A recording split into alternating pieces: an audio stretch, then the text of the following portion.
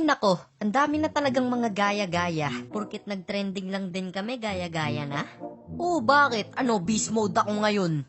Paano yan? Beast mode din ako ngayon. O tara, rap battle. Yun lang pala eh, tara.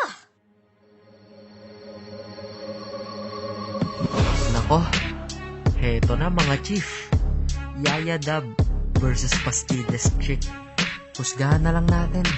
Tagapakinig lang naman tayo eh.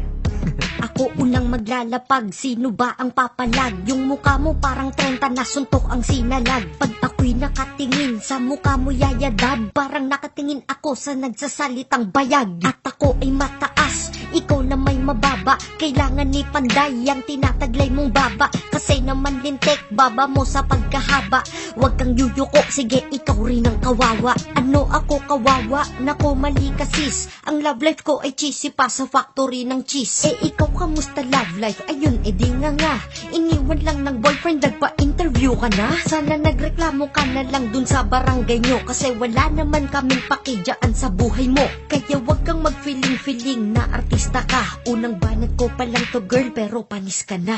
Ano ako panis? Ikaw naman expired. Mga pipi lang naman sa'yo ang nai-inspired. Eh kasi sa mga show mo di ka nagsasalita. Trying hard ka pa umarte girl, nakakaasiwa. Tapos makeup mo parang gawa ng batang nagkrayola. Mas maganda pa sa'yo pag nagwigsiwa di bayola. Kaya payo ko sa'yo, mukha mo takpan ng patola. Feeling mo maganda ka porkit ikaw ay binobola. Kung ako ay binobola, ikaw ay binubugaw. Yung mga nirereto sa iyo mukhang halimaw. Yung isa mukhang jakol, yung isa mukhang arthritis. Pag pinagsama mo sila, mukha na silang ISIS.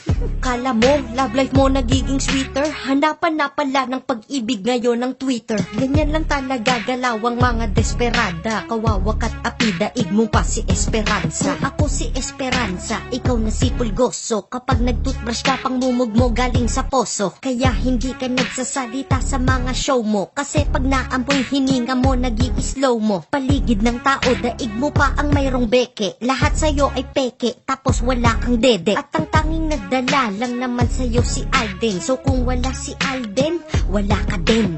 Kung wala si Alden, wala si Yaya. Tingnan mo nga ngayon kung sino pilit mong ginaya. Aminin na kasi na hindi mo nga ko kaya. Budhi mo maitim pa sa sikot tuhod ni Jaya. At aminin na sa tagahanga ay namumulube. Tindakan na lang ng pastillas, yem at ube. O siya alis na ko, baka ma-Alden pa kita. Pero kahit naglaban tayo, mahal pa din kita. Kita nyo? Peace lang kami. Binabati nga pala namin si Hambog ng Saga.